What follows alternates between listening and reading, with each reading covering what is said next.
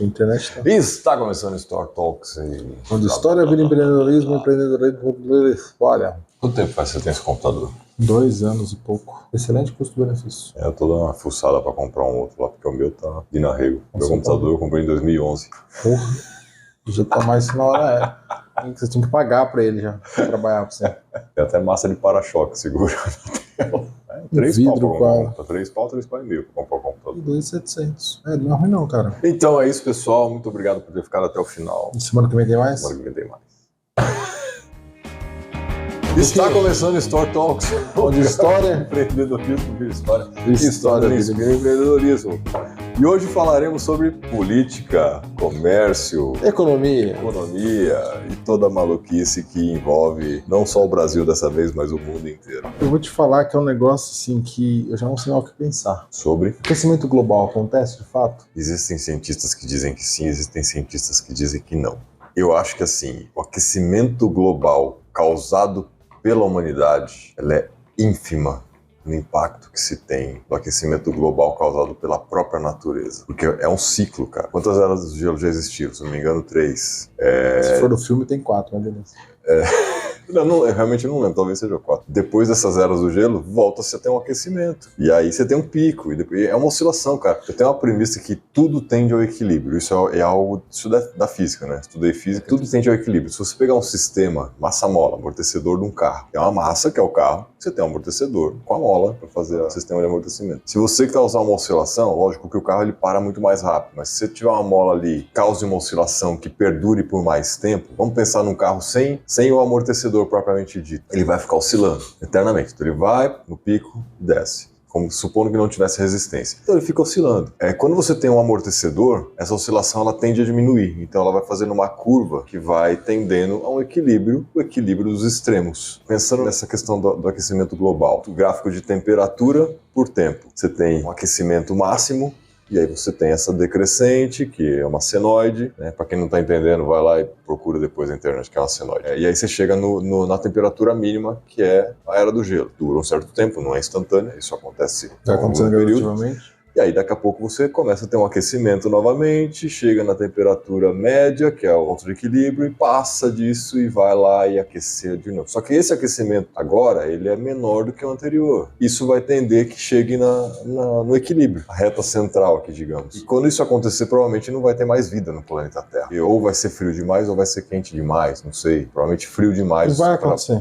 E vai acontecer, o sol vai se apagar e, no meu conceito, não vai existir humanidade para isso. Então esse negócio de, estamos sofrendo um aquecimento global por conta de produção agrícola, emissão de gás carbônico pela indústria, pelos equipamentos de carro. Uma vez eu vi uma matéria que falava que, assim, a emissão de gás carbônico pela humanidade era 0,6% da emissão que a própria natureza gera. Esse 0,6% não é o suficiente para causar impacto. É isso, eu já não sei mais o que acreditar. Porque tem uma pegada de sustentabilidade, mas eu lembro no colégio, quando eu estava no ensino médio, tinha lá os buracos na camada de ozônio, se a gente continuar assim, em 20 anos o mundo acaba. Passou 20 anos e estamos aqui. A gente também não tá com carro voador, não, em 20 anos a gente vai ter carro voador, porque nesse ritmo...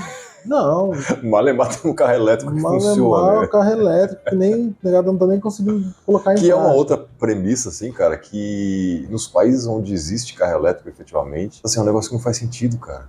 Porque a geração de energia elétrica nesses países desenvolvidos não é uma energia sustentável, né? Se a gente for pensar na Europa em geral, que desativou a maior parte das usinas nucleares, que é sim uma energia limpa, ela, quando sofre algum dano no sistema, é catastrófico. É catastrófico. Mas enquanto não sofre, é igual sofrer um dano numa barragem de usina hidrelétrica. É catastrófico. Mas falando na geração de energia em si, a nuclear é uma energia limpa, cara. Limpíssima. Diferentemente da carvão, queima de combustível. Isso aí realmente é um problema gigantesco. A própria energia que nós temos aí fundamentalmente no Brasil, que é a hidrelétrica, quando se gera também é limpa.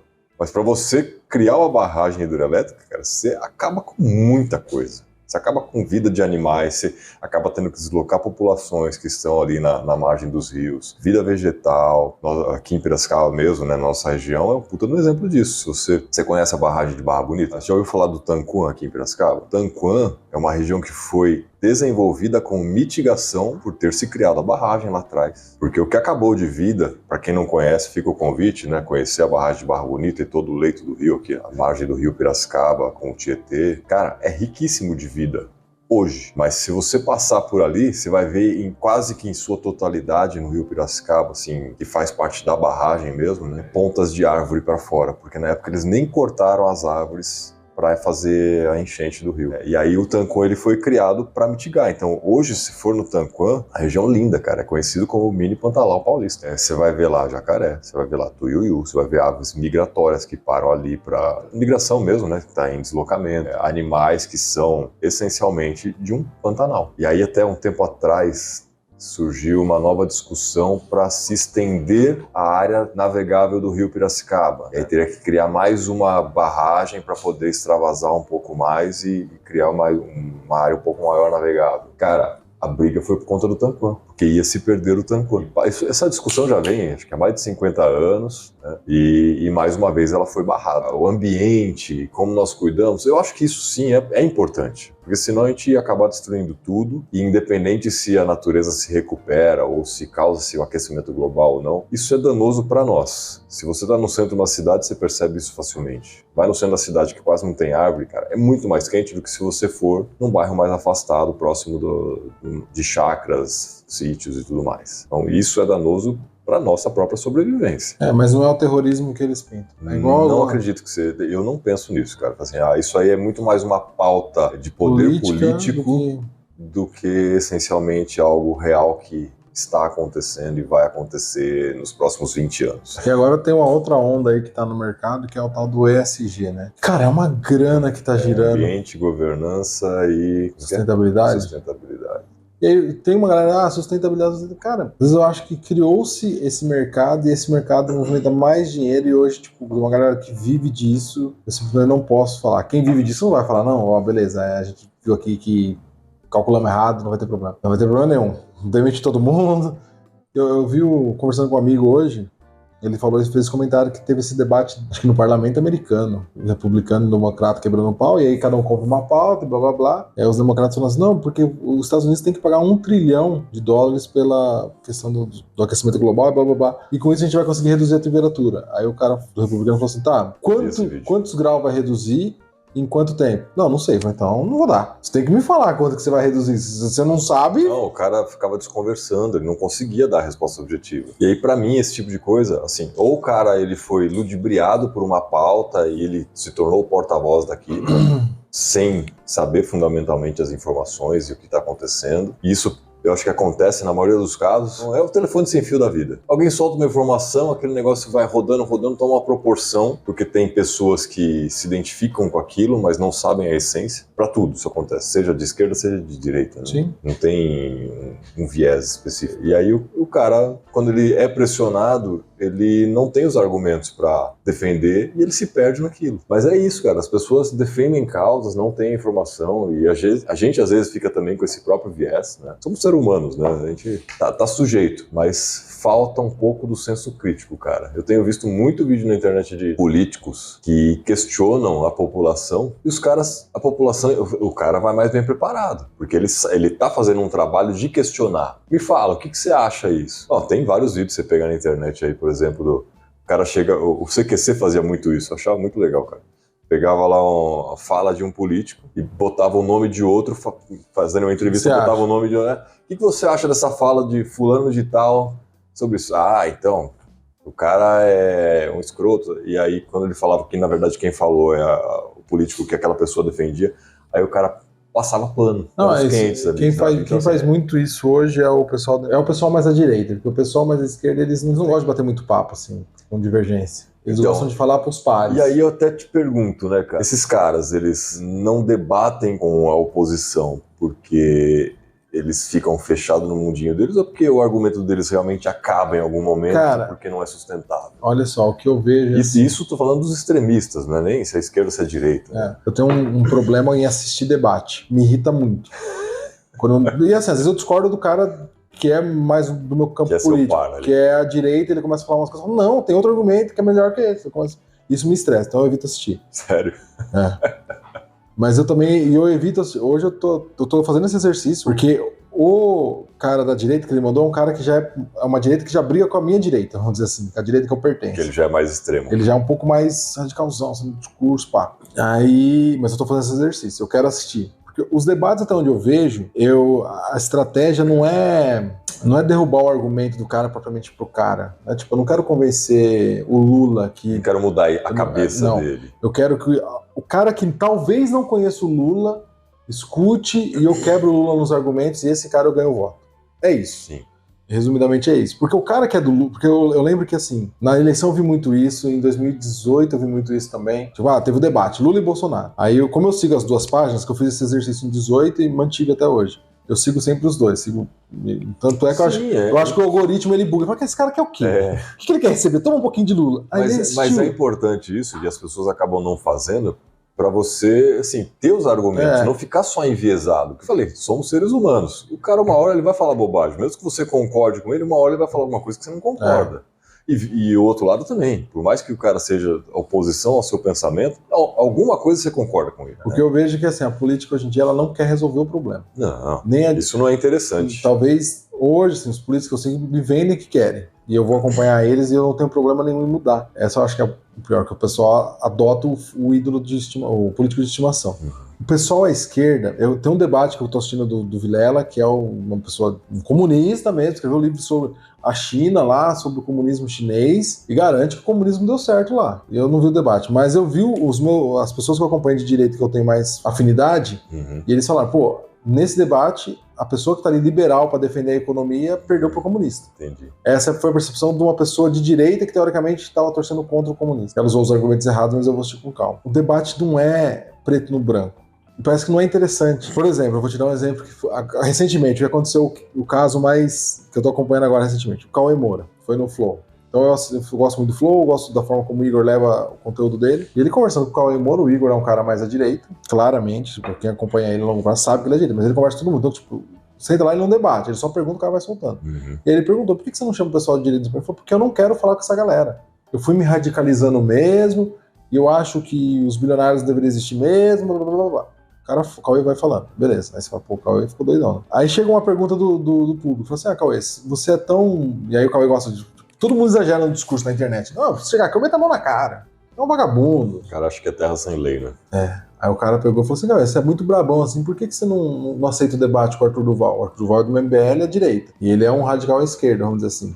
E aí ele chama o Arthur Duval como de fascista, extremista. Não sabe nem o que significa. Né? Sabe, mas ele é isso. Usa o discurso, né? Eu desqualifico a pessoa. Porque fascismo é uma coisa que ninguém concorda. Nem o Arthur Duval concorda. Sim. Então se ele fala assim, aquele cara é fascista. Não, e o cara usa o termo fascista totalmente fora da essência do que é um fascismo. Sim. O cara mandou uma pergunta, você é tão brabão, por que você não aceita o debate com o Arthur Duval? O Arthur Duval não. O Arthur Duval eu só aceito se for uma luta de boxe sem luva. Aí eu arrebento ele. Aí, tudo bem ele falar isso. Mas aí eu falo, aí é onde vem o discurso, né? Tipo, se é o Bolsonaro falando isso, eu arrebento o Lula na porrada, tinha virado todo um estardalhaço. Então, beleza, a gente já sabe que a mídia tem um lado, a gente não vai debater isso. Só que ele errou o pé, porque o Arthur luta. Aí o Arthur Duval gravou um vídeo, aceita o desafio. Eu recomendo que você use luva, senão a gente vai se machucar muito. Quer dizer, você vai ficar mais machucado do que eu, acredito eu. Mas eu aceito. E aqui eu tô invocando o Brigadeiro, que é um cara de direita, que luta MMA, foi pra me treinar. E a gente vai pra essa luta. Daí, internet, velho. Internet é foda, porque a galera aqui tem limite. Vai e volta. Então, você não assiste o Arthur Duval, tá aqui o conteúdo dele. Da escola. Briga. A internet virou uma grande quinta série, assim, coletiva. E aí, Cauê, vai aceitar? Eu não brigo com a minha luva lá, né? Tipo, o meu cachê pra uma luta dessa, eu preciso de 6 meses pra treinar e eu fico pronto, acabo com ele. Meu cachê é 300 mil reais. Você acha que eu vou estar de graça com esse imbecil? Aí ele errou o pé de novo, com o Brigadeiro gravou um vídeo, o cachê tá pago. Me passa o Pix aí que eu tô pagando. Eu quero ver essa luta. Aí depois ele foi lá, desconversou, e aí ficou feio pra ele, porque agora ele já perdeu. Ele não aceita. Porque assim, quando o cara não aceita o debate, e é isso que parece uma coisa que a esquerda, ela peca muito nisso. Quando você não aceita debater, e aí quando você é agressivo e fala assim, não, com ele eu resolvo na porrada. Então vamos na porrada. E aí você pipoca 2 vezes, você recusou a conversa. Você recusou aquilo que você faz, você recusou aquilo que você propôs. Exato. Ele propôs um debate. Não quero debater com ele. Com ele é só na porrada. Não, eu aceito porrada também. Se você não quer debater, eu vou te batendo e vou contando sobre a economia. E ainda paga. E ainda te pago pra você vir apanhar aqui.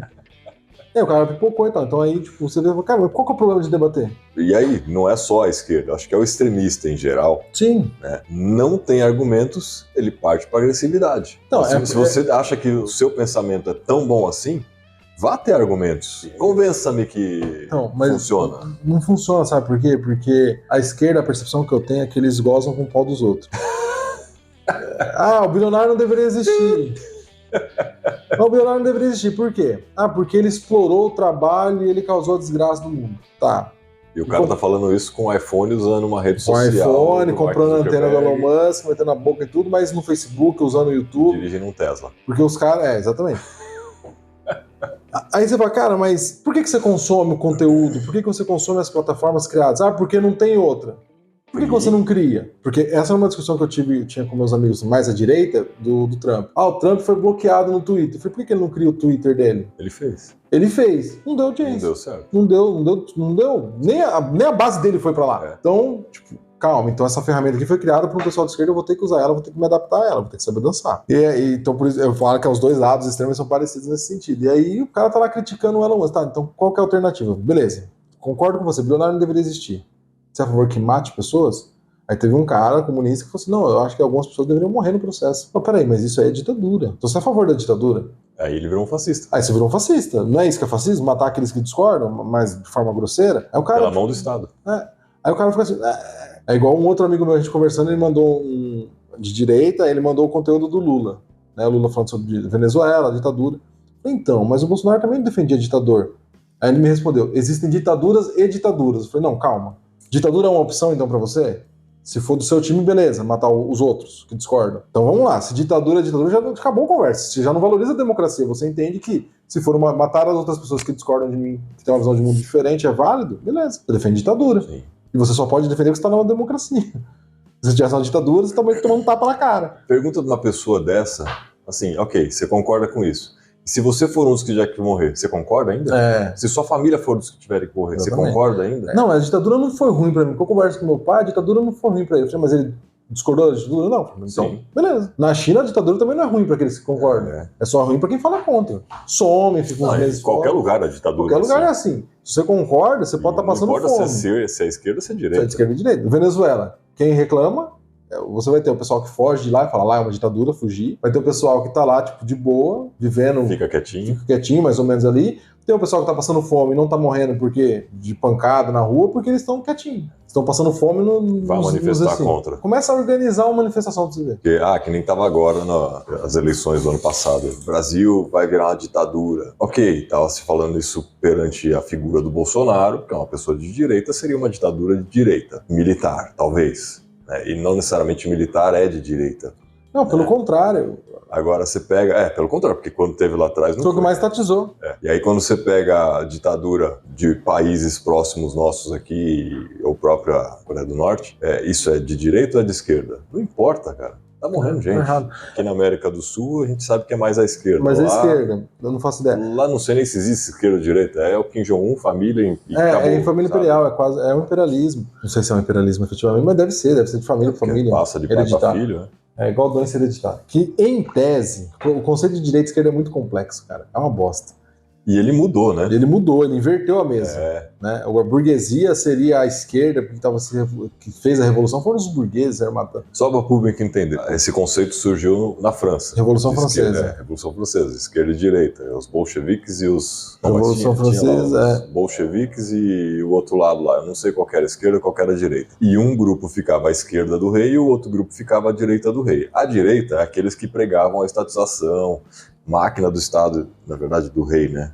Mas do Estado, enxada, cargos públicos e coisas assim. E a esquerda era a burguesia, que era os empresários, que foi quem criou a revolução, que acho que era dos bolcheviques, inclusive, né? Pregando que fosse menos influência do Estado sobre a vida das pessoas e livre comércio e tudo mais. Hoje, a esquerda é justamente aquele que é mais procura Estado. a máquina do Estado mais inflada, e a direita é aquele que procura mais o liberalismo econômico. É que tem também, é que mistura muita coisa, assim, não dá pra pôr num balde. Eu já tentei fazer todos os Não testes. dá, cara. Porque assim, ó, por exemplo, quando a gente fala de ditadura, a premissa da ditadura diz se ela é de direita ou de esquerda. Como que é o discurso? Por exemplo, o Partido Nazista, ele é uma ditadura de direita ou esquerda? Apesar de o partido ter o social, trabalhista social, e hoje isso é esquerda, na época, qual que era a premissa? Estava se criando um contexto mundial. Era o Partido Social Nazista. Social nazista. Acho que tinha trabalhista por meio também. Trabalhadores, alguma coisa assim. Mas assim, a premissa era que tipo, o mundo queria uma organização de trabalho e a Alemanha discordou. E ela não queria fazer parte da premissa mundial, ela queria fazer parte nacional. E aí isso veio para a direita, o republicano, o nacionalismo. Então o discurso dele era os trabalhadores e a burguesia nacionalista da Alemanha, ia lutar contra o resto do mundo. Então por isso de direita, porque eles contrariaram essa premissa do mundo. E do mundo teria ser, tanto é que o nazismo lutou contra o comunismo. Sim. Então, tipo, tem toda essa premissa. Então, se lutou contra o comunismo, naturalmente virou de direita. Mas, essencialmente, qualquer ditadura usa muito Estado. Não tem como. Que é um preceito de direita original, mas esquerda atual. O que eu entendo, assim, o cara que defende o liberalismo e o conservadorismo, ele nunca vai propor uma ditadura. Porque o conservador, ele vai ter resistência à mudança, não porque ele não aceita a mudança. É que ele quer que as mudanças aconteçam de forma gradativa. Então, por exemplo, acho que é Edmund Burke lá, que é o pensador conservador do conservadorismo inglês. Ele foi na Revolução Francesa e ele viu crianças jogando bola com cabeça de soldados. E era uma revolução, guerra, tomaram o poder na força. Ele falou, não, pô, eu quero que acabe com a aristocracia, que divisa o poder do povo, quero uma democracia, mas não quero matar todo mundo, matar uma galera para isso. Vamos tentar, tanto é que você olha hoje o mundo, o único lugar que ainda tem o rei, a rainha, a família real sendo sustentada pelo Estado é a Inglaterra, e é uma sociedade desenvolvida. Eles não mataram os reis dele. Deixou lá um carguinho só, tipo, representante de Estado, não decide muita coisa, precisa do parlamento e tal. Criou um modelo. Não tem poder, essencialmente. Não tem poder, não vai decidir nada, mas também não ficaram pobres. Então toda a riqueza dele não foi, tipo, tacar fogo. Então, até porque eles são donos de terras e mais terras lá, né? Então eles preservaram a base deles. Foi onde funcionou, de certa forma, o conservadorismo. Quando você olha para qualquer revolução brusca, todo mundo é contra. Aí tem uma premissa do Paulo Cruz, que é um professor que eu acompanho muito, que ele fala isso. Ele fala, todo mundo é conservador naquele que ele conhece a fundo. Então isso vai para tudo. Quando a gente fala de igreja, tem muito essa questão do conservadorismo de comportamento. Mas por quê? Porque ele tem receio dessa mudança. Quando você vai para a sociedade, aí tinha aquela guerra, o conservadorismo contra o homossexualismo, e criou-se esse discurso. E aí foi o Bolsonaro que trouxe esse discurso dessa forma, pegando alguns espantalhos ali. Mas quando você vai para a sociedade, você vê o cara que frequenta a igreja, cara, tem muita família cristã, católica, com parentes, filhos gays, e eles não estão se matando. Sim. Eles convivem socialmente, tem as divergências ali, mas eles convivem. Eles até se gostam. Eu tenho vários amigos gays que são cristãos, que frequentam a igreja católica. E aí você fala, cara, então assim, o discurso lá em cima, na mídia, ele é totalmente diferente da realidade aqui. Estamos muito distantes. Um próprio exemplo que eu uso, cara, assim, a homossexualismo existe, eu não sou nada contra, já trabalhei com um monte de gente, trabalhei na cozinha, o que mais tinha era homossexuais, feminino e masculino. Me dei super bem com todo mundo. Agora, o que eu acho que acaba agredindo as pessoas? Não é se ela é ou se ela não é, é o comportamento que ela tem na rua. Sair beijando, eu particularmente não saio beijando minha esposa no meio da rua. Isso não acho que é legal pra ninguém, mas ok, tem quem faça. Isso acaba agredindo a maioria das pessoas, né? Esse comportamento explícito na rua. E eu acho muito engraçado isso da parte da esquerda, que é onde eu falo assim, beleza, tem uma estratégia, funciona, eles ganharam várias eleições. Discurso, né? Funciona, então eles têm que continuar mesmo, acho que eles têm que continuar falando isso aí. Mas pra mim não faz sentido, porque essa é a premissa que eu tinha. Não me incomodava o fato de ver dois gays se beijando na rua, de forma assintosa, sensualizando. Me incomodava o fato de ver qualquer outra pessoa se beijando dessa forma na rua, porque eu acho que essa intimidade tem que ficar mais reservado, ou numa balada, não na praça da Matriz com criança passando e tal. Segura aí. Não dou um beijo na minha esposa, não faço a demonstração de afeto na frente dos meus filhos, dentro da minha casa. Então eu vou fazer isso na minha privacidade com ela. Você tem um tratamento mais conservador, talvez seja a palavra, mas você evita expor isso. Então, minha esposa, eu ando de mão dada com ela na rua. Então, eu acho que existem os extremos. Um casal gay andando de mão dada na rua. Normal. Eu brinco assim, se o hétero pode, o gay pode. Sim. Me incomoda o fato de um casal hétero se beijar assintosamente, sensualmente, ali começar quase transando no meio da rua. Me incomoda qualquer um que fizer isso. Sim, exatamente, esse ponto. Mas aí entra um discurso assim, que eu acho que a gente vai pro os extremos sempre chamam mais atenção e parecem que é a maioria. As pessoas que querem mudar o mundo não são a maioria, elas são a minoria. Porém, a maioria não se movimenta contra isso. E eu fico palpitando em tudo quanto é coisa, e eu gosto de ir na fonte, eu gosto de pegar um amigo gay e falar, o que você acha disso, cara? Um gay real, assim, que tá trabalhando, se esforçando. Mas, cara, isso é uma besteira, velho. Por exemplo, Parada Gay, um movimento. Reunir gays, comunidade, ir pra rua, parem de nos matar, não nos agridam, somos seres humanos. Válido pra cacete. Virou uma festa de bacanal. Aí vira um carnaval com sexo explícito. Perdeu o propósito. Perdeu o propósito. A maioria dos gays... Virou só agressão à sociedade. Aleatória. Eu entendo como eles chegaram nisso em algum momento. Acho que a repressão total, uma hora você explode. Mas hoje eu vejo que, tipo, os meus colegas gays, às vezes eu falo, você vai na parada e falo, cara, nem vou, velho. Nossa, tá muito escroto. Tipo, o que eu vou fazer lá? Eu falo, cara, que surreal isso. Então, assim, a minoria, porque se você botar todos os gays na rua, você vai fazer um puta no movimento. Mas tem uma galera fazendo putaria. Aí virou só putaria. Não, e muita gente que nem é gay vai na parada e vai ali só pra causar, pra fazer balbúrdia mesmo. Então, tipo, você fala assim, corrompeu o movimento. Todo radicalismo, ele é burro. É mais ou menos assim, eu trouxe esse discurso, já falei. Alguma comunidade fala assim, morte aos homens brancos, héteros normativos, cis, lá, papapá. Eu falo assim, gente, vocês estão malucos? Beleza, vamos levar adiante esse plano. Morte aos homens, eles são a maioria, eles vão te matar. Eles têm mais dinheiro que vocês. Se vocês comprarem uma guerra com eles, vocês vão perder. Então eu acho que o consenso é o melhor caminho. Acho que eu falei isso pra você da religião também outro dia, né? É o mesmo raciocínio, por exemplo, do Bolsonaro. Não, morte a todos os comunistas, morte a todos os esquerdistas. Não, o que a gente faz com a oposição? Então, em 2018 teve isso aí do Bolsonaro. O que a gente faz? A gente mete bala, não sei o que. Cara, beleza. Vocês querem guerra? Guerra civil? Beleza. Morre. Acho que isso vai funcionar. Porque você vai entrar numa guerra, vai morrer ali uma galera, e a maioria, quem vencer a guerra, só que você corre o risco de perder. Primeiro que você corre o risco de perder. Segundo que esse é o caminho? A gente já não testou isso antes? Já não funcionou? Já vimos que deu errado algumas vezes, né? Um cara que eu uso muito pra bater em direitista mais radical é o próprio Olavo de Carvalho, que aí perguntam pra ele se a ditadura foi golpe ou se foi consenso. Ele fala assim, foi golpe. Porque o acordo era eles assumirem, tirarem o presidente que tava fazendo merda e convocar a eleição. E eles não fizeram isso. Ficaram muitos anos. E o processo foi assim, eles dominaram tudo, eles controlavam tudo, então teve a estatização de forma torta, a economia ficou... Deu um boom porque ele estava construindo muita coisa. Falou só que o pessoal à esquerda, o pessoal que discordava... Então quem discordava dele, como eles estavam lutando contra o comunismo, contra a esquerda, todo mundo que questionava eles eram de esquerda. Inclusive aqueles que eram conservadores liberais, que não concordavam com a ditadura pela premissa, eram considerados de esquerda. E nesse processo, a esquerda foi pra faculdade, foi pra universidade. E aí eles falaram, não, deixa eles fazer festa lá e a gente toca aqui. E aí virou elite intelectual. E aí, então, não funciona. O problema que a gente vê hoje é resultado de uma ditadura. Sim. E aí a gente quer outra ditadura. Ou eu não sei das coisas, ou eu não tô conseguindo entender bosta nenhuma... Alguém não tá entendendo. Cara, a realidade que é o que a gente falou aí já no começo. É uma questão de discurso pra dominar o poder. Parece que a pessoa não processa. 8 de janeiro foi errado? Foi. Os caras invadiram o parlamento, quebraram tudo, erradíssimo. Prendeu os caras, beleza. Uhum. Aí o MBL vai nas universidades públicas. Tudo pichado. Tudo destruído. Os caras não deixam ele entrar. O que você tá fazendo aqui, fascista? Falou, não, mas eu quero saber se vocês acham isso bonito. Vocês estão destruindo o patrimônio público. A universidade é nossa. Sim, é nossa, sua e minha. E de toda a população brasileira. Então, metade da população, você tem que partir de metade não concorda com isso. E você não deixa essa metade entrar aqui dentro. Aí eles empurram, brigam. Eu vi vários vídeos. Aí você fala assim, cara, mas então vocês não querem debate, vocês querem guerra. E aí vocês vão perder, porque o dinheiro tá do outro lado. Vocês são contra o capitalismo. E o dinheiro tá no capitalismo. Como vocês querem ganhar uma guerra? Então, assim, eu acho que o discurso, se vocês moderar um pouco, talvez vocês consigam muita coisa. Como conseguir? A social-democracia funciona. Tá aí. A social-democracia foi o que dominou o Brasil por muito tempo.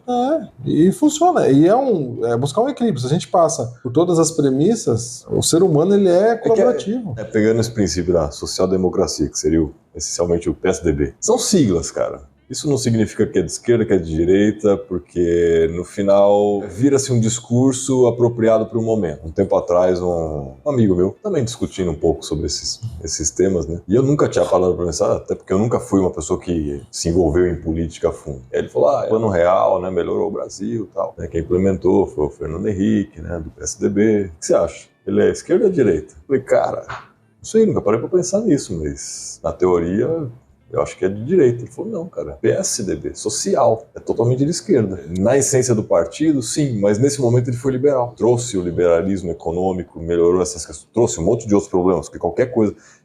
tudo é engenharia. Você mexeu um negocinho aqui, você melhora aqui, mas você ferra do outro lado. Então não adianta. As pessoas às vezes querem que mexa na situação toda sem afetar ninguém. Não, esse não acontece. Esse é o ponto que a revolução, por isso que eu sou contra revoluções de qualquer jeito. Eu acho que você vai quebrar tudo e construir de novo é muito zoado. Você vai construir errado de novo. Vai dar merda. Você pode ter certeza que vai dar merda. Sem dinheiro, porque você acabou na guerra. Né? Porque, por exemplo, quando você pega um cara mais à esquerda e fala assim, bilionários não deveriam existir. Se você expropriar esses bilionários, for lá derrubar todos eles, vamos supor, você acaba com eles, pra onde vai esse dinheiro? Pro Estado, pra mão do Estado. Quem é o Estado? Então vocês vão pular uma ditadura e o Estado do momento vai continuar perdurando como ditadura? Você defende uma democracia e vai ter alternativa. A partir do momento que você obrigou o cara a entregar ou você tomou o dinheiro dele, isso já tá errado perante a democracia. Isso, já não é mais democracia. Já não é mais democracia. Mas vamos supor que você vai lá, tome tudo e continue sendo uma democracia. Aí você perde a eleição. Propriedade privada é algo que está na Constituição. Isso é democrático. Supostamente. De dinheiro é propriedade privada. Tá? Então, mas aí vamos supor que esse cara, o Estado ganha e aí você tirei os bilionários. Acabei. Peguei todos os bilionários, acho que o Brasil é o oitavo país que tem mais bilionários. Você manda tudo isso pra mão do Estado. Aí na próxima, vamos supor que o Estado não roube tudo, esse dinheiro fique no caixa do Estado e ele cria um sistema. Sei lá, criou Bolsa Família de R$3.000. A renda universal básica. A renda universal básica americana, uma política liberal, tá? Quem pensou nisso foi Friedman. Então, foi Friedman o primeiro a falar sobre isso. Então, primeiro que você é de esquerda, você é comunista, você está aplicando uma política social liberal. Aí a próxima eleição, o teu partido perde. Todo esse dinheiro vai para tua concorrência. O que você acha que vai acontecer? O que você acha que vai acontecer? Flita. Então, tipo assim, não, mas você quer uma ditadura, então comunista? Quero. Então você está dizendo que você quer uma guerra, porque ditadura você tem que... Quero. Por que vocês são contra as armas? O cara que tinha que defender mais armas são os revolucionários. Sim. Então, não, vamos liberar os caras vão se defender, mas também tem umas aqui. Então, tipo, é muito... Eu faço uns links muito malucos, assim, eu fico pensando, cara, porrada por porrada não dá certo, velho. Você não vai resolver. Se a gente conseguir trazer esse conteúdo todo agora pro empreendedor, qual que é o link? O link é o seguinte, é que hoje a turma generaliza muito. Tipo, a turma chega assim e fala, assim, por exemplo, o teu amigo falou assim, ele é social, então ele não é de direito. Mas o empresário tem que pensar no social, porque os funcionários deles são social, são seres humanos. E as eles famílias, têm uma relação, a comunidade existe. Então, não existe empreendedorismo sem sociedade. Foi o que você disse, tudo tende ao equilíbrio, né? Então, o empresário que fala assim, não, eu vou meter o pé na porta mesmo, eu vou pagar, vou tacar pro fuder aqui mesmo, vou espancar meu funcionário chicotada. A empresa do cara mesmo que fosse permitido. Não ia durar muito tempo. Não ia durar. E é beleza, talvez no momento ele desse até um boom ali, o pessoal mas tinha uma hora que ela ia sair fora. Então ele tem que ter esse pensamento social. Você eliminar os... E o que eu acho mais controverso, o cara que é um empresário, que supostamente não é do social, porque ele é de direita, ele não se preocupa com o social, a maioria dessa galera, e a maioria da população brasileira... Tem empresário esquerdista também. Tem, mas teoricamente é minoria. Eu não sei... Teria que fazer uma pesquisa, seria interessante. Mandar uns estagiários fazer na rua de Piracicaba pra saber. Não é a maioria, com certeza. Eu acho que a maioria é a direita. Não, porque o social você não pode precisar. Aí a maioria dos empresários que eu conheço, e a maioria das pessoas que eu conheço, consequentemente, e a maioria da população mundial é cristã.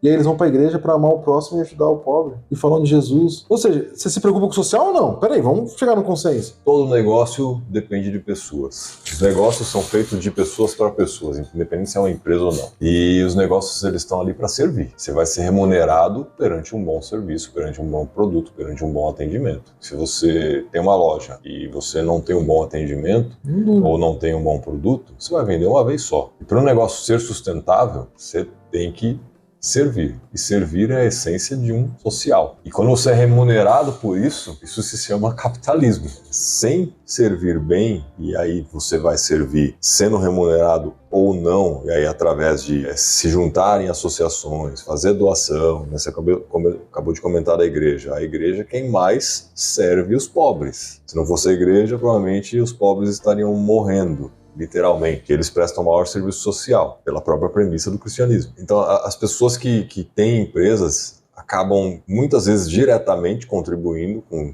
programas assim, e até através dos impostos, porque os impostos é uma forma de redistribuir essa renda, de melhorar a qualidade de vida. Supostamente. No Brasil a gente sabe que não é feito da maneira como deveria, desvios e tudo mais. Mas supostamente essa é a essência do imposto. Se você for pegar lá várias nomenclaturas de impostos, você vai ver que tem um monte de coisa que é uma contribuição social. Goste você ou não. Esse é o ponto do pessoal mais à esquerda que eu acho que eles são desconectados. Sabe qual que eu acho que é o problema? Sabe por que as coisas não funcionam? Porque você ainda não deu like nesse vídeo. Esse é um fator oficial. Dê um like nesse vídeo, vai cair um pix na sua conta do governo aí, ó. 600, pelo menos. 600. Não fala isso, eu tenho quentão parado no Caixa Tem lá. Tem quentão parado. O aplicativo do governo, quando foi da pandemia, eles criaram esse aplicativo para fazer os 600 de distribuição. E aí eles estão usando isso para pagar tudo, pagar o tal do PIS e tal. E o PIS tem uma regra maluca que eu nunca entendi. Eu sei que teve uma época que eu ganhei. Entrou lá pra você. Caiu quentão, você recebeu o PIS. Eu ganhei um salário mínimo quando eu tinha acho que 16, 17 anos. E eu não sei como funciona essa regra maluca, eu nunca recebi o PIS. Eu nunca recebi PIS. É uma coisa boa tá não receber o PIS, tipo abrir empresa. É uma coisa boa não receber PIS. E só recebe o PIS quem ganhou um salário mínimo por um período X lá, ou ficou sem trabalho. Como eu fiquei com a empresa aberta, aí a empresa aberta não tem um salário alto, tem um salário mínimo. Esquemão aí, né? Aí caiu. Beleza, só que eu não consigo tirar da conta lá. Da conta chegou a mensagem, você tem R$500. Eu fui lá ver, PIS. Fui lá na caixa, falei, tenho mesmo? Eu falei, tenho. Fiquei. O PIS, legal. Como que eu tiro? Configura o aplicativo. Aí configurei lá, ele falou assim, em 24 horas já ativo. Nossa, isso. É isso que assim, quando fica esse discurso extremo, criando imagens subjetivas, é essa bosta, velho. Não, o empresário é contra o pobre, mas todo empregado do empresário é pobre. A maioria das empresas brasileiras são... E a maioria dos empresários também são pobres, gente. São pobres, são pequenas empresas, pequenos negócios. Empresário, a gente não tá nem falando do MEI, essencialmente. Aí, um outro discurso, a Uber tomou processo lá de 1 bilhão. Uberização do emprego. Aí a gente tem vários fatores sociais que dizem muito sobre o Brasil. Você não viu uma movimentação dos usuários de Uber, você não viu a sociedade indo pra rua, tipo, cara, vocês estão malucos. Não, o brasileiro é cordeirinho, né, cara? Aí aquela máxima, você usa Uber? Tipo, eu não uso, eu uso muito esporadicamente. É algo essencial pra mim? Não é. Mas eu imagino que uma galera que seja muito funcional. Principalmente pra quem vive disso. O cara fala assim, é isso que eu não consigo entender, velho. Eu falo, cara, vocês não fazem conta. Porque o Uber é um subemprego. Eu falo, não, o Uber é uma renda extra. Cara, eu vou falar pra você que não é. Eu pego o Uber com uma certa frequência. Semana passada acho que eu precisei usar 2 vezes. Os 2 caras que eu conversei, talvez eles não vivam disso, mas a renda que eles tiram disso, cara, é muito alta. O cara falou, eu comprei um carro, parcelei em 18 meses e eu paguei 4 pau de parcela por mês só fazendo Uber. Pô, 4 mil. Quem ganha 4 mil reais, cara? Não, isso aí já é... Não, 4 mil só pro carro. Só pra pagar. O que entrou líquido pra ele pagar o carro. Ele pagou as contas ainda. Ele viveu e comprou um carro. Eu não sei se ele tinha outro negócio, mas mesmo assim, cara, é 4 pau por mês. Não é pouco dinheiro. A maioria das pessoas ganham menos de um salário mínimo, cara, na média. Então, mas isso é um ponto assim que eu... Então não é subemprego. Não, então, mas eu concordo. O taxista é subemprego? Também acho que não. Por que o Uber seria, entendeu? Não, mas o cara... Não tô perguntando você, tô perguntando pra pessoa que fez esse questionamento. Porque o cara da esquerda ele fala que aí não tem direitos, né? Entenda a questão do direito que você coloca por premissas legais. Mas a premissa da Uber, ela não tá te contratando como empregado dela.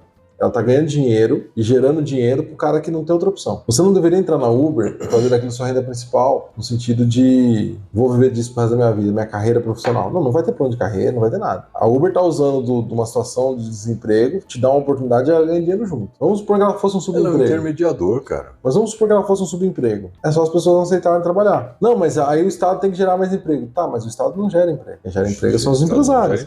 Não, mas ainda bem que a Uber foi processada porque agora vai resolver o problema. Então, aí você tinha uma galera que tava Qual o problema? Você tinha uma galera que tava no subemprego. Tinha um cara ganhando 4, talvez tinha um cara ganhando 1.000, 2.000 reais ali. Depende do quanto que o cara trabalha, né? Quer ganhar 4 trabalhando 2 horas por dia.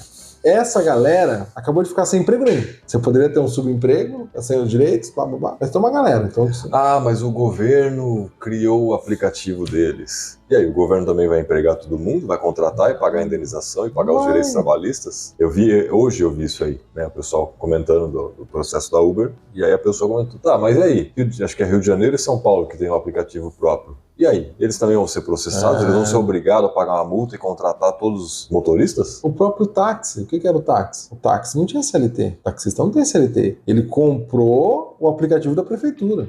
Ele comprou do Estado. E ele botava o preço que ele queria, beleza, ganhava mais do que a Uber. Mas ele pagou essa licença para a prefeitura. Uber não é barato. E na época, a turma fala que na época que estava o auge do táxi era caríssimo. Caro. E note, era o Estado fazendo o que a Uber está fazendo hoje. A Uber só usou tecnologia no processo. E barateou para todo mundo. Para todo mundo. Uma galera passou a ganhar dinheiro e uma galera passou a ter uma opção. Né? Antes a pessoa tinha que pegar 3 ônibus para chegar onde ela queria, hoje ela paga um Uber e vai. Não, e hoje você fala assim, pô, eu posso juntar com 4 amigos no meu trabalho, eu vou de carro todo dia pro trabalho. Fica mais barato que o busão. Vou na festa e não vou levar meu carro, porque lá vou ter que pagar estacionamento. Eu pego um Uber. Pega um Uber. Junto ali 4 pessoas, mesma coisa, 4 amigos, fica tudo barato. Mas então, beleza. é isso que os bilionários fazem.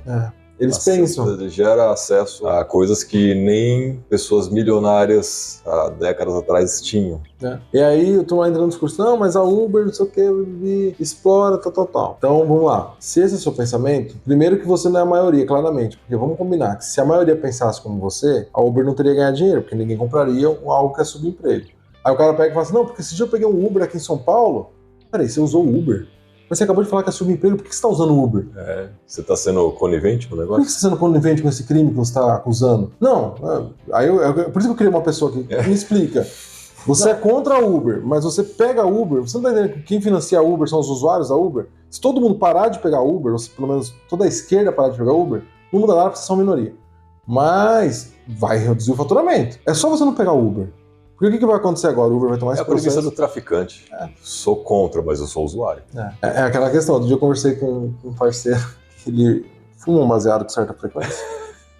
Bom, Beto, o que você acha disso? Eu falei, eu acho que você deveria ser preso. Ô, louco, por quê? É proibido por lei. Comércio é proibido por lei.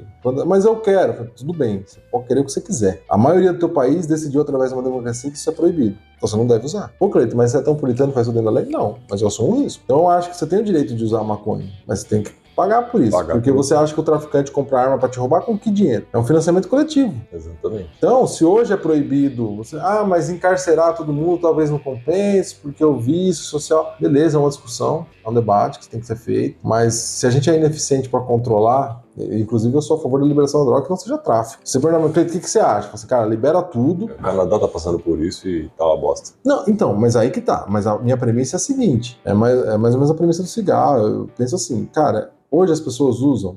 Então proibir não tá funcionando. Então você tem 2 caminhos. Ou você reprime de forma eficiente. Ah, não, eu não consigo fiscalizar tudo. Então libera. Libera porque um cara preso que foi pego fumando com 3 custa 2 pau por mês pro Estado. Libera esse cara usar, aí eu sou radical e seria cancelado. Mas, cara, se você não consegue fiscalizar e vencer essa guerra, porque, porra, maior atestado de incompetência é o Estado ter o poder de polícia, ter recurso, dinheiro tá lá, e você não tá vencendo a guerra. Então você tem 2 caminhos. Ou você usa uma estratégia mais efetiva para essa droga não chegar, ou você pune quem consome, ou você libera. E eu acho que qualquer uma das alternativas me agradaria. Escolhe uma. Por isso que eu falo assim, que falta consenso na política. A real é que nenhuma delas vai funcionar 100%. Não vai, nenhuma vai. Mas é o que eu digo assim, se o mercado de tráfico hoje movimenta 6 bi, se eu pegar 1 bi e tributar aí, se pegar 500, 600, sei lá, 800 milhões... não sei, é difícil... É difícil quantificar. Mas eu acho que o Estado... Eu não sou a favor da liberação. É uma questão de engenharia. Quando você mexe de um lado para melhorar, você vai causar um problema em algum. Um delegado falando isso. A maioria dos presos hoje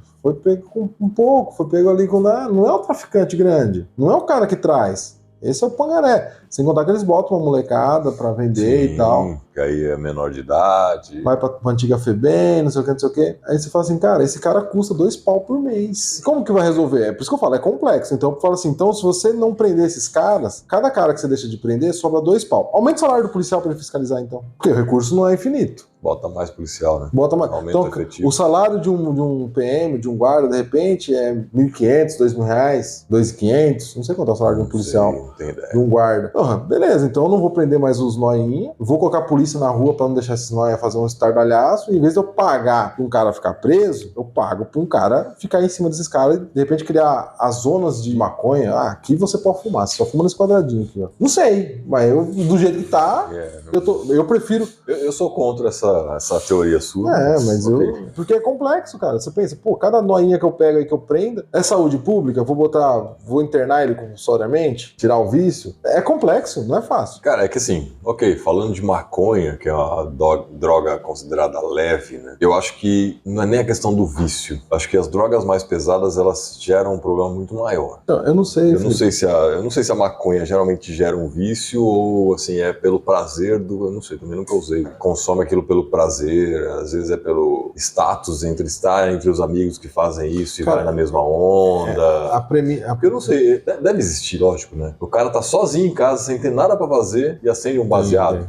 O que eu falo assim, é que na minha premissa... Pra mim é tão problemático quanto o cara que tá sozinho e toma uma cerveja meio-dia numa quarta-feira e não tem o que fazer da vida. A premissa que eu tenho, é isso que eu ia chegar, assim, a premissa que eu tenho é que o cigarro também é um problema. Sim.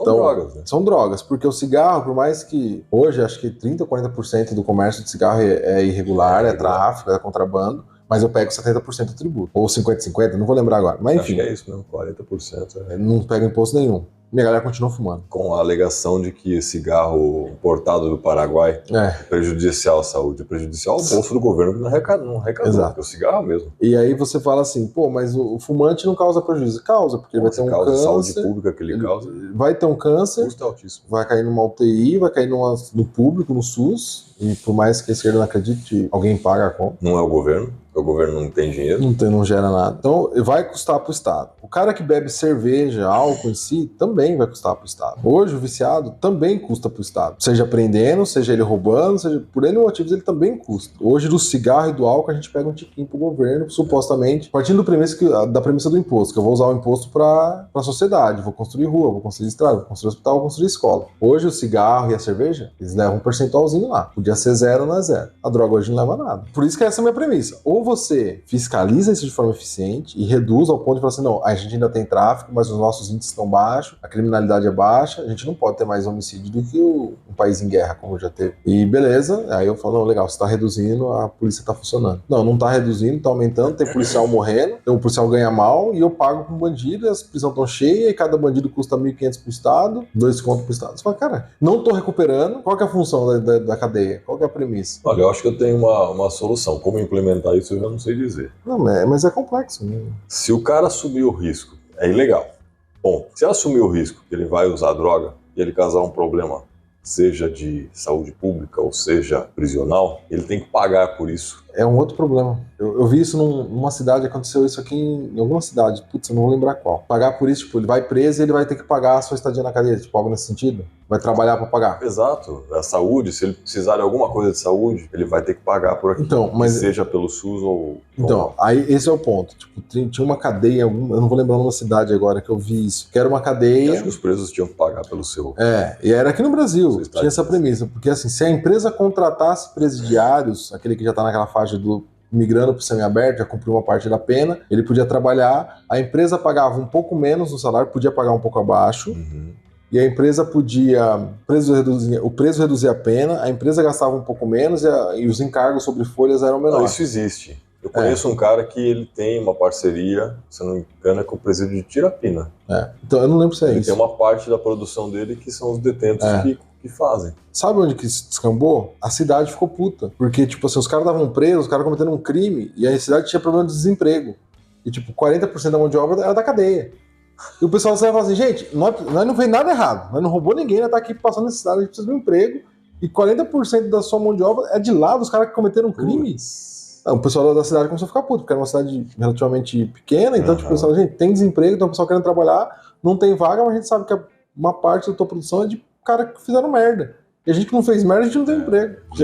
Foi o que você falou, gera um outro problema. O problema da sociedade é que a gente não tem tolerância com testes. Não pode aguardar o prazo. Então, tipo assim, pô, vamos pegar uma região com criminalidade alta, uma cidade com criminalidade alta, qual que é o problema aqui? O problema aqui é esse, tá, vamos liberar a droga aqui. Pô, a Califórnia, você comentou na Califórnia, é que eu não sei a realidade, é muito distante, entendeu? Então, cara, é por isso que eu falei das drogas, assim, eu sei que o Canadá tá nessa pegada, a Califórnia, os Estados Unidos, por ser domínios estatais, assim, são distintos. A Califórnia é o que a gente mais ouve falar, mas tem outros estados que também são liberados. São locais que estão, assim, devastados. Então. Mas eu acho válido. Essa premissa não funcionou lá. Então, esse é o ponto. Os Estados Unidos eu acho legal, porque cai em controvérsia, porque aí a Califórnia, como toda a região, ela tem que é um estado riquíssimo. É riquíssimo, então, tipo, uma galera continua lá. Esquerdista total. Então, exatamente. Então, tem dinheiro. Liberou. O pessoal tá migrando de lá, tá fugindo. Sim. Entendeu? E o quão isso é relevante. Tá indo pro Texas. Então. Ou outros estados mais... Então, os esquerdistas que estão indo pro Texas? Talvez não. Talvez não. Entendeu? Então, tipo, a sociedade vai se sustentar. Quando que a gente vai saber o resultado disso? Daqui 20, 30 anos. Sim.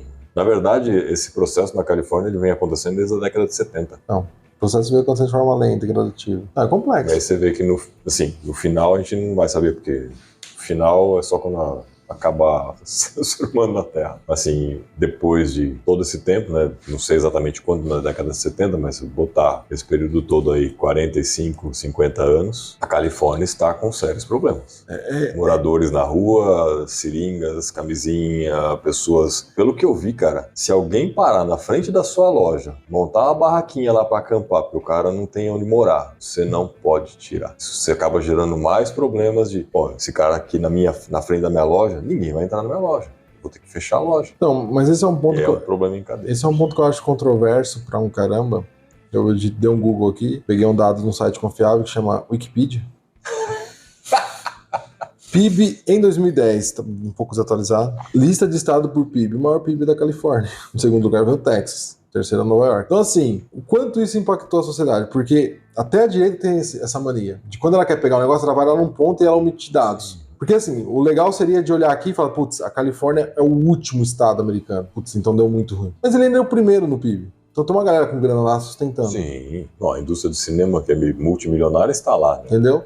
Então a indústria do cinema, até onde ela vai tolerar isso? Até onde ela vai pedir, vocês podem fumar, mas vamos colocar umas regrinhas pra vocês se matar? Porque é isso que eu vejo, é igual cigarro. Às vezes eu sacaneio quem fuma assim, que tá fumando perto de mim, e falo, cara, como tá o seu câncer aí? Tá de boa? Tô louco, eu tô fumando aqui de boa, você vem falar de câncer. Ué, você sabe que dá câncer. Você tá cultivando ele, tá alimentando ele. Deixa eu ver esse daí. Aí às vezes eu pego o cigarro e olho, não, essa aqui só faz você broxar, isso aqui não dá câncer não. Negócio de provocar. Mas, então assim, quanto isso é real? Até onde isso impacta realmente? Porque às vezes acontece o seguinte também, às vezes acontece tipo uma pegada meio Cracolândia. Tem um nicho ali, um caos total. Numa região. E tem uma região que se protege. Imagina, se você for lá na região onde os artistas de cinema moram, imagina que você vai ver um negócio desse, jamais. Então, e aí o dinheiro deles sustenta, porque é o Estado que sustenta esses caras, né? Tem até a questão do roubo lá, até $900 no Eu já ouvi dizer que não é bem assim, isso não sei como que é. Então, é por isso que eu falo, quando vem o que eu ouvi dizer... Nem o Brasil a gente consegue... Essa história rodou muito, né? Roubaram até $950, você não pode ser preso. O que eu ouvi dizer, contrário a isso, que não pode ser preso, é que os empresários e as próprias funcionários estão evitando reagir para não ter mais problemas, né? De sofrer uma agressão, o cara tá armado, matar um ali por pouca porcaria. Mas esse negócio de roubar, pelo que eu sei, não é bem isso. Também não fui a fundo nessa história. O que eu vi também é que passou um vídeo lá que um cara fez, um mercado, né? Um mercadinho pequeno, ele botou porta em tudo. Então, você chegar lá para comprar alguma coisa, vai um funcionário junto de você, abrindo tudo os cadeados para pegar o que você quer. Agora, até onde isso é real e realmente está acontecendo? É muito distante, né? Sei lá. Mas realmente é um estado riquíssimo, tem uma taxa de imposto altíssima, não é baixa. Não é baixo. Por conta desse tipo de coisa que você falou, né? Não é todo mundo que acaba indo, mas muita gente está indo embora do estado. Muitas empresas foram para o Texas, né? O próprio Elon Musk migrou para lá, né? E outras regiões mais conservadoras e com taxas de impostos mais acessíveis. Às vezes eu acho que seria interessante quebrar o país. Quebrar o país não financeiramente. Quebrar na análise, na legislação, tipo, quer liberar droga? É teu estado, cara. Se vira. É um estado. Aqui não. Aqui não. Fica aí. Eu quero fumar maconha o dia todo. Mas você sabe que pela federação é proibido. Sim. O país não permite, o estado permite. Tanto que assim... Se passar um policial federal, ele pode... Não, eu assisti... Não. Eu assistia bastante aquele Barrados na Fronteira, né, que tem nos canais Discovery e tal. Foi um estudante, estava viajando nos Estados Unidos, ele estava na Califórnia, se eu não me engano. Ele foi sair do estado por aeroporto, ele foi preso. Não, uma besta também.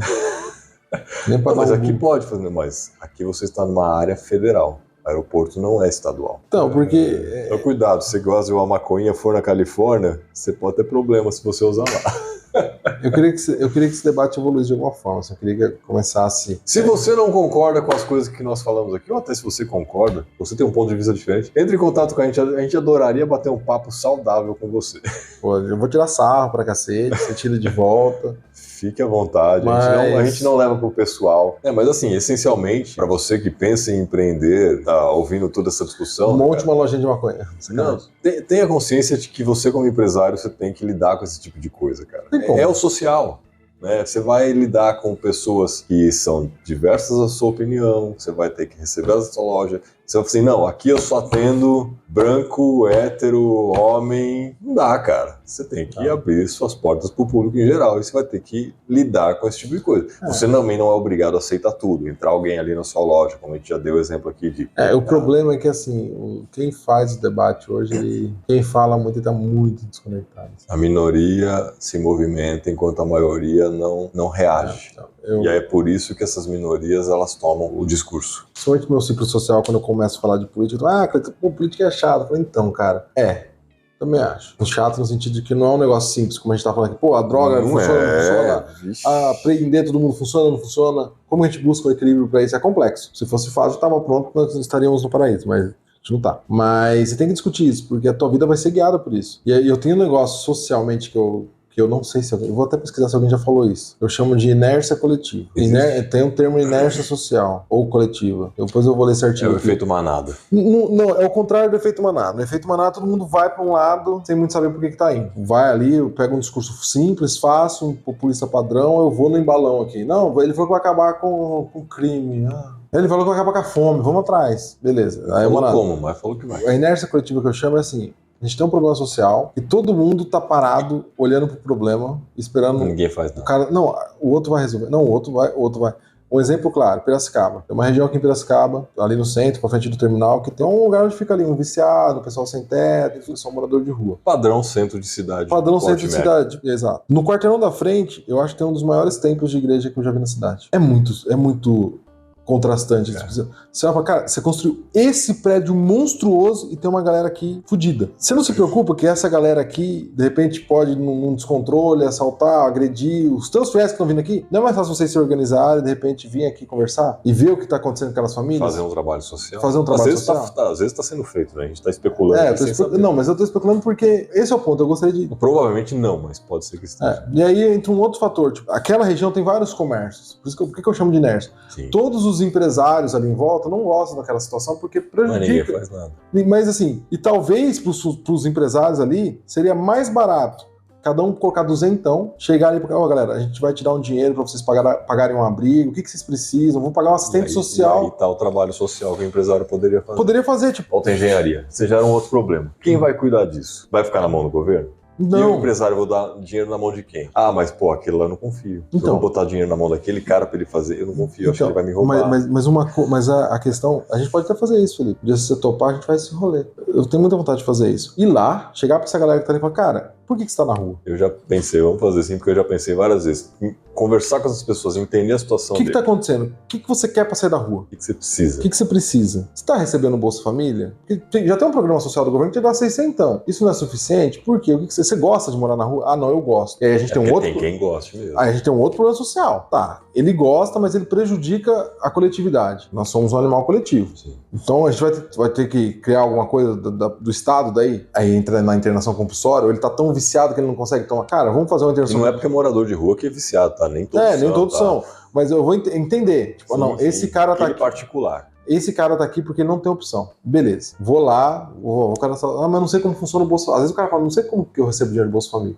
Beleza. Não tem nem celular. Não, beleza. Então esse é o problema, então a gente vai dar um jeito nisso. Vamos caçar não sei se no centro tem albergue, hotéis e tudo mais. Deve ter. Tem. Quanto custa esse albergue? Custa tanto. Quanto custa pro cara comer todo dia, ter 3 refeições no dia? Custa tanto. Empresários da região, ela chama esse cara, ele tá fudido. É o seguinte, ou a gente paga pra ele sair daqui, dá o dinheiro na mão dele, ou ele vai continuar aqui. E ele é instável. O que vocês preferem? E às vezes você roda o comércio de Piracicaba, a gente contratou um assistente social que vai fazer um tratamento, um acompanhamento psicológico. Quanto custa isso? Quantos tem? Acaba virando uma fundação, né? Acaba virando uma fundação. Só que hoje eu olho assim, mas o que me incomoda não é... será que só eu pensei nisso? Ou será que já fizeram esse trabalho e eu tô só falando besteira? Cara, eu acho que existe, mas por mais que exista, não dá pra você prestar esse assistencialismo pra todos. Não é universal. Então, tem os que não querem, tem os que surgiram agora, tem os que estão sendo beneficiados que pegaram um outro momento. Então, não sei, mas vamos fazer um trabalho em cima disso que pode ser interessante pra gente entender e trazer uma solução pra... Porque eu falo assim, eu fiz essa pergunta pra um amigo meu, ele falou que fazia um trabalho com a igreja dele de marmita e cobertor na época do frio. Eu falei, tá. As igrejas costumam fazer. Fazem.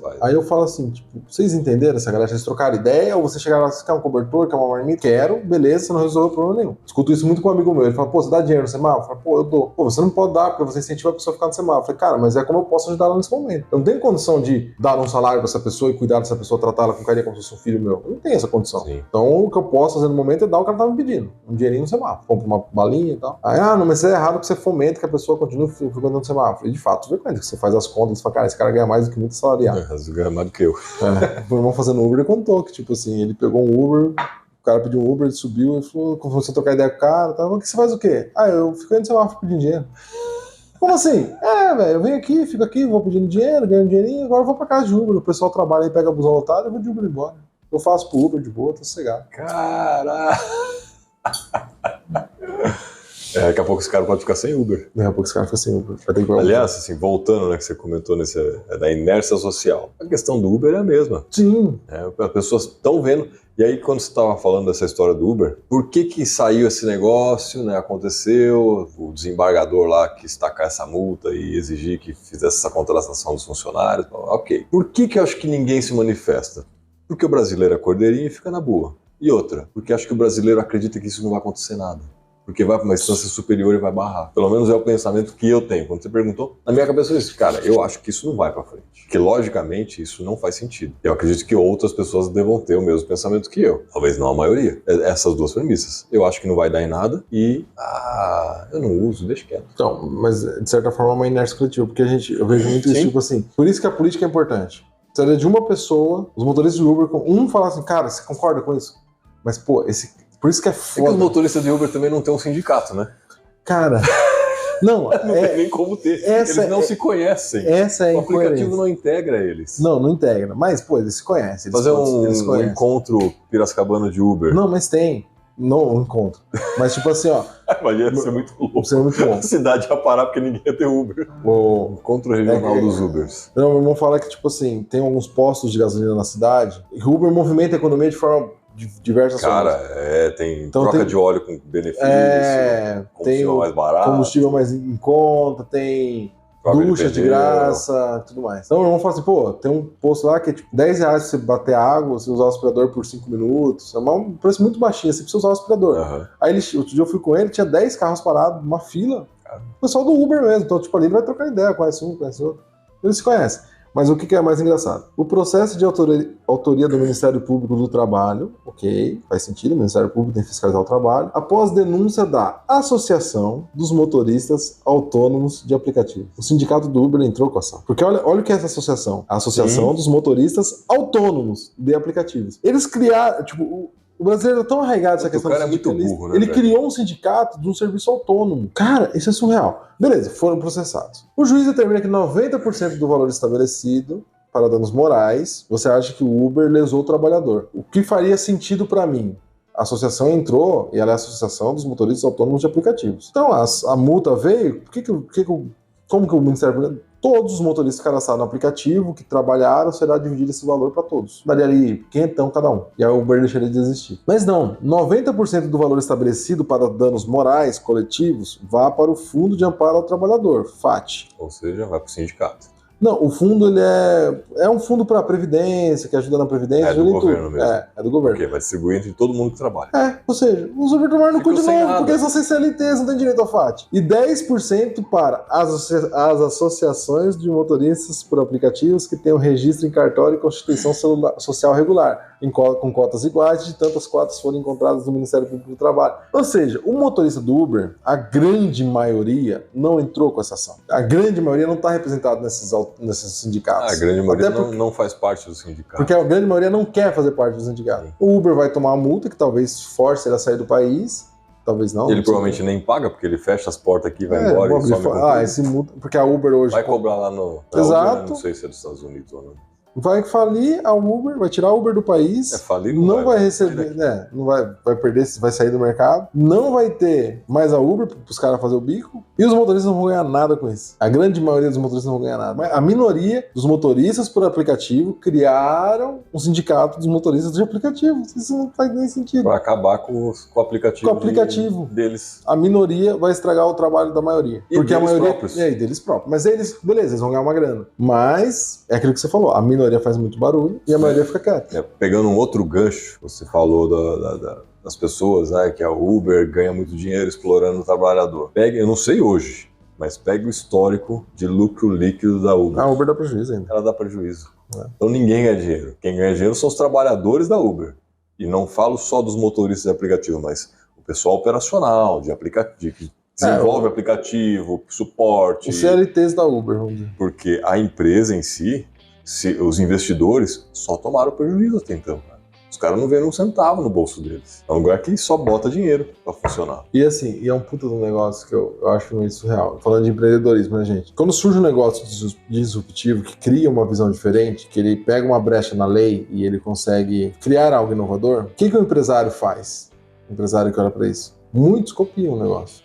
Sim. Por exemplo, eu moro em Rio das Pedras. Em Rio das Pedras, Uber não tem Uber. É um aplicativo local. Então, não tem um aplicativo local. O pessoal entendeu o raciocínio da Uber, se organizaram ali minimamente, anunciam na cidade, fizeram um panfleto, acho que é motoristas de Rio das Pedras, uma coisa assim. E é um número de WhatsApp, eles nem criaram um aplicativo. Aqui em Piracicaba tem, Piragol. Aqui tem o Piragol, isso. E aí eles nem criaram um aplicativo, eles só se organizaram como autônomos, falaram assim, galera, vamos distribuir. Aí tem um cara lá que é o principal, como se fosse um antigo mototáxi, porque na verdade o mototáxi sempre existiu e sempre foi assim. Sim, o táxi sempre foi assim. O táxi sempre foi assim. E aí eles criaram... Você ligava uma central, preciso de um carro. E aí o cara lá, eles fazem, aí como, tipo, Rio das Pedras é um cozinho, é uma cidadezinha desse tamanho.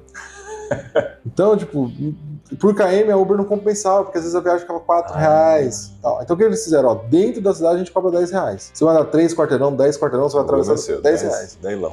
O que é bom, porque o passo interno deve estar uns 3, 4 reais e o carro conforto de entrar na porta de casa, sem ter hora que você quiser. O negócio funciona. Vira e mexe. Carregar um monte de sacola no mercado. Às vezes eu preciso ir tipo, vim pra Pira, tô sem carro. Pô, peço pra eles me levam, aí pagam uma grana. É caro pra vir pra Pira, se você fosse pedir pra uma Uber, mas não tem opção. Mas ainda assim compensa, porque não é uma coisa que eu vou pegar todo dia. Vou dar uma dica pra você que é de Rio das Pedras. Quando você vier pra Piracicaba, abra o aplicativo do Uber. Porque tem muita gente daqui que vai pra lá. Isso. E aí o cara volta. Pelo aplicativo ele tá liberado pra voltar. Eu faço isso. Quando pra rodar lá dentro, talvez não. Quando eu preciso, eu faço. Eu abro, peço, mas a maioria das vezes eu não tenho.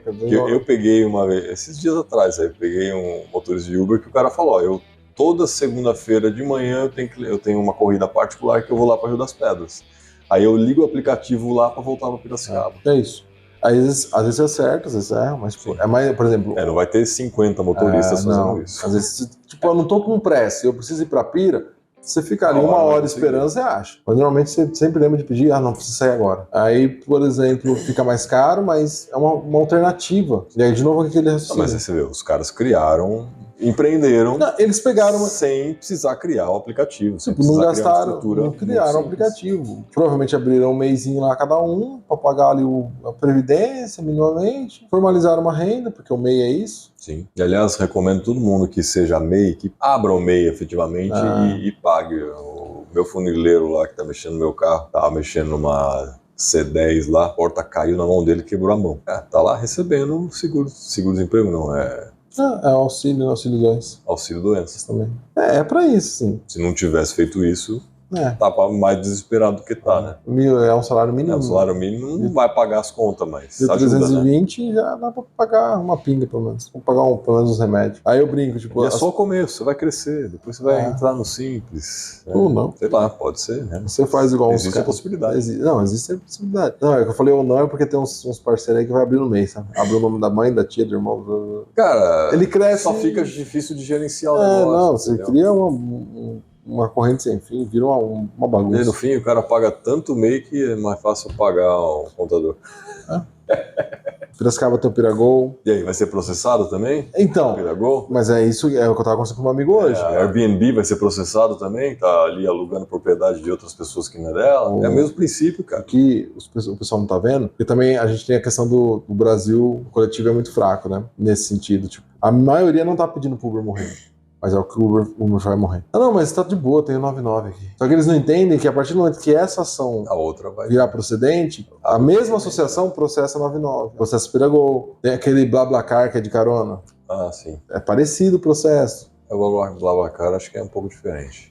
Ele porque você disponibiliza, eu estou indo para tal lugar. Isso. Eu já usei uma vez. Então, mas eles ganham dinheiro dessa forma, então às vezes não sei como que funciona. Porque o cara pode usar o BlaBlaCar, não sei quanto que é as margens. Dirigir uma vez já significou seu funcionário, também não é assim, entendeu? Então, mas eu não sei como funciona. Não sei. É capaz de ter uma associação dos BlaBlaCars, e aí o cara que faz isso constantemente, não sei quanto que é o percentual, porque hoje a Uber acho que tá pagando 30%. Cara, eu vi dizer que tá na faixa de 40%. 40%, é. Aí é um outro fator. Pô, prefeitura, monta o teu aplicativo, Estado, seja inteligente, monta o teu aplicativo.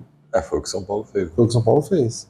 E agora vai fazer o que com São Paulo? Vai processar também? Aí se tiver uma associação de motoristas do aplicativo de São Paulo, vai. Esse é o ponto. Até pra isso o Brasil é ruim. Se só processarem a Uber sai fora do mercado, todo mundo vai brigar porque sobra, e aí se ninguém processar vai seguir. Só o tempo dirá, mas acho que assim, a Uber é a maior, é a primeira, é a maior, é a melhor. Eu acho que pra todos, porque eu vejo muito motorista não usando mais outros aplicativos. E aí tem vários fatores, não é só o financeiro, é a questão de segurança e outras coisas assim que os caras comentam. Porque eu gosto de conversar com os motoristas, perguntar como que é. Pô, já peguei gente que tá, sabe, desde que surgiu em Piracicaba em 2017, já peguei gente que começou na semana passada. Se é bom, se vale a pena. Aí eu conheci esse cara que, pô, em 18 meses quitou um carro, comprou 0, pagando 4 pau por mês, sabe? Empreender é isso.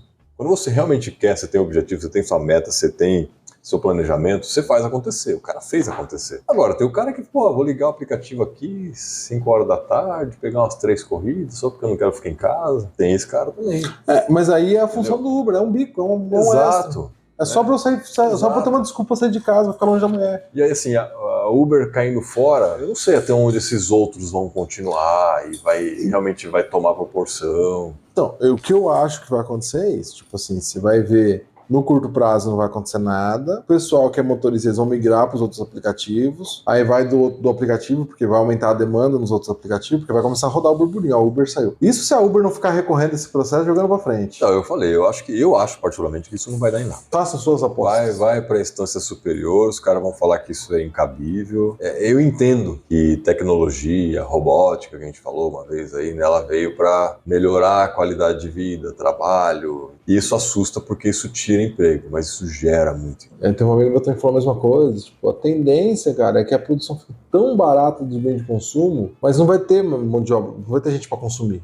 E aí vai acontecer, de certa forma, entre aspas, uma distribuição de renda, um socialismo. Porque aí, tipo, as empresas vão criar, de certa forma, um socialismo. Porque elas vão falar assim, pô, não tem ninguém para comprar meu produto, mas eu produzo. Pô, vamos criar um fundo aqui, dar um salário, vamos definir uma renda universal aí, o cara consumir minimamente. O fim da escravidão foi isso. O fim da escravidão foi isso. Não foi só um processo social, foi na Revolução Industrial. Estamos produzindo, preciso que quem consuma. Estamos produzindo para a massa, a gente precisa que a massa consuma. Se a massa é escrava e ela não tem dinheiro para consumir, não faz sentido a gente dar essa alavancagem. Não sei para onde caminha a humanidade. Eu sei que... Façam suas apostas. Tá cada dia mais... Deixe seus comentários. O futuro ninguém sabe, né? Se alguém tivesse bola de cristal, a minha quebrou. Continue empreendendo. A princípio nada vai mudar. Não é o governo que realmente vai afetar seu negócio. Eu acho que nesse primeiro... Nem falando só de Uber, falando do geral. Não, no geral, acho que nos próximos... No longo prazo, cara, tá aí o Luiz Barsi pra provar tudo isso. O Barsi é surreal, velho. Tá bom por hoje, né? Tá bom, né? Aqui foi um devaneio de dois caras... Luquinha, se vira aí, Luquinha. Mas trazendo muita reflexão. Valeu, galera. Semana que vem tem mais? Semana que vem tem mais. E o bom é que o Luquinha tem trabalho pra cacete com esses episódios, né? Tem. Eu perguntei pra ele hoje, viu, o que eu fiz a thumb do episódio que vai sair amanhã, né? O que foi na gravação? Ele falou assim, puta, vocês falaram de bilionário, que bilionário não devia existir, disso, daquilo, e o Cleiton ficar pelado. Você falou que só quero ficar pelado. Eu falei isso. Eu preciso me policiar mais.